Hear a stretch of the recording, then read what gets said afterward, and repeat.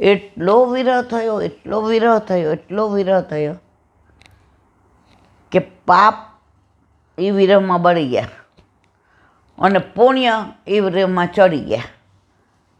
બે એક થયું, ત્યાં ને ત્યાં લીલામાં પહોંચી ગયા.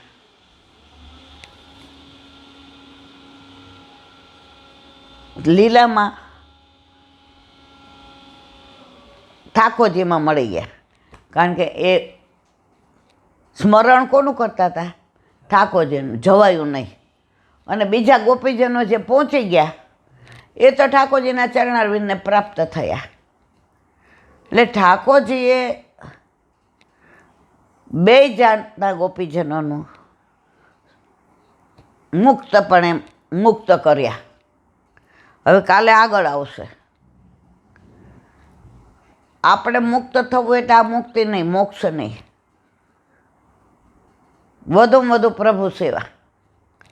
આગળ સમજાવશે. તો મુક્ત ક્યારે થઈએ?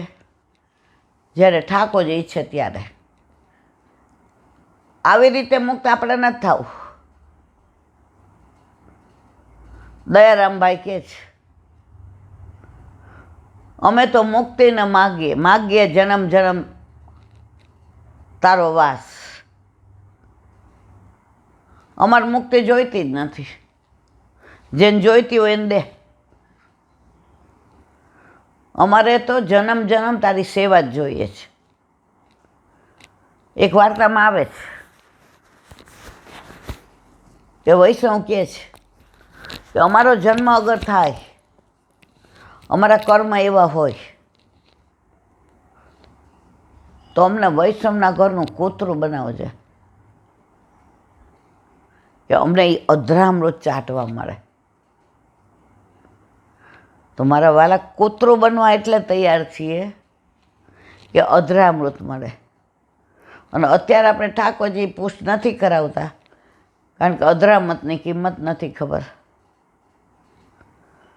જો તમે ઠાકોરજી પુષ્ટ કરાવો છો પછી તમારે ચિંતા કરવાની જરૂર જ નથી.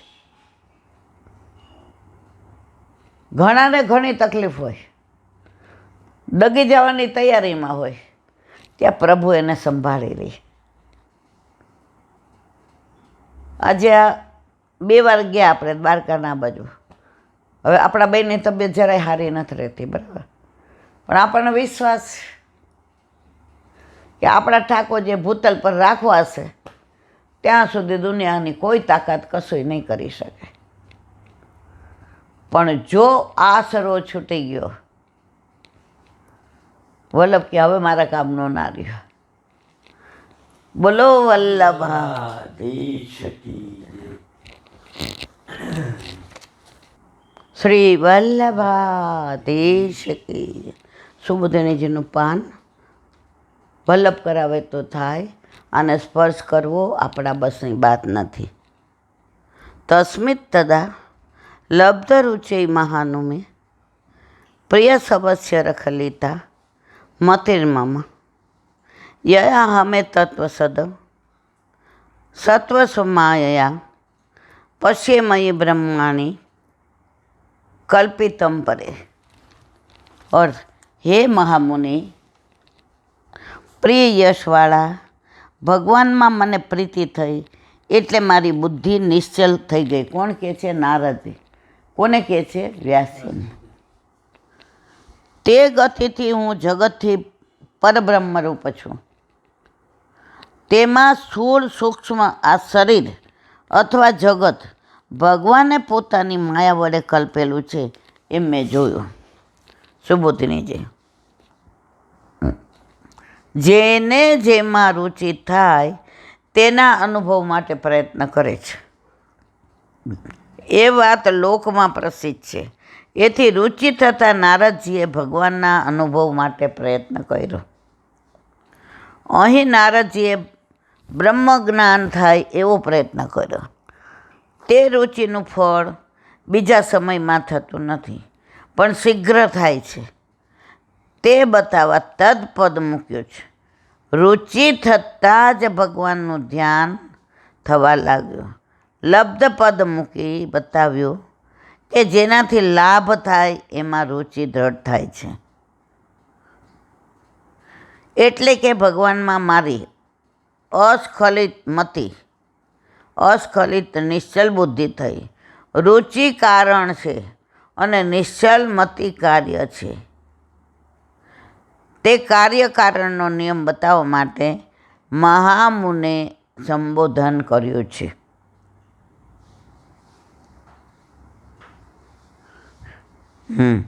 તમે મોટા મુનિ છો, તેથી આ વાત જાણો છો. એવો ભાવાર્થ છે. પ્રોવિત ભારતું કેવ, જેના પતિ પરદેશ ગયા હોય એવી પતિવ્રતા સ્ત્રીનું ધ્યાન જેમ સતત પોતાના પતિમાં રહે છે, તેવી રીતે ધ્યાન ભગવાનમાં રહે અને અસ્ખલિત મતિ કહેવાય. બુદ્ધિ અન્ય વિષયોમાં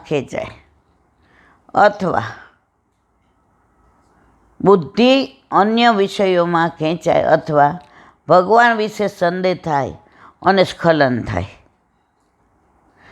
જેની બુદ્ધિમાં આ બે દોષ હોય એની બુદ્ધિ અસ્ખલિત બુદ્ધિ કહેવાય. નારદજી કહે છે કે મારી આવી અસ્ખલિત બુદ્ધિ થઈ ગઈ છે, તેમાં પણ શ્રવણ શક્તિ સાથે મારી એવી મતિ થઈ ગઈ છે, તે બતાવવા માટે પ્રિય શ્રવસી ગતિર્મમ, પ્રિય યશવાળા ભગવાનમાં મારી મતિ થઈ ગઈ છે. ગીતાજીમાં કહ્યું છે, યો અચ્યુતમ સ એવ સમ. જેને જેનામાં શ્રદ્ધા હોય તે રૂપ કહેવાય છે. તેથી સફળ રુચિરૂપ ઉત્તમ શ્રદ્ધા હોય ત્યારે ભગવત તત્વ અવશ્ય ઉત્પન્ન થાય છે. તે માટે પહેલાં અધિકાર બતાવવા માટે કહે છે કે ભગવત ભક્તિ બતાવવા માટે કહે છે કે મતિ વડે એમ જાણ્યું કે હું બ્રહ્મ છું, મારામાં જ સર્વ ઉત્પન્ન થયેલું છે, પણ તે માયાથી કલ્પાયેલું છે. એ વાત આ સ્થૂળ સૂક્ષ્મ શરીર અથવા જગત પહેલાં બનાવેલું માયાએ કલ્પેલું છે.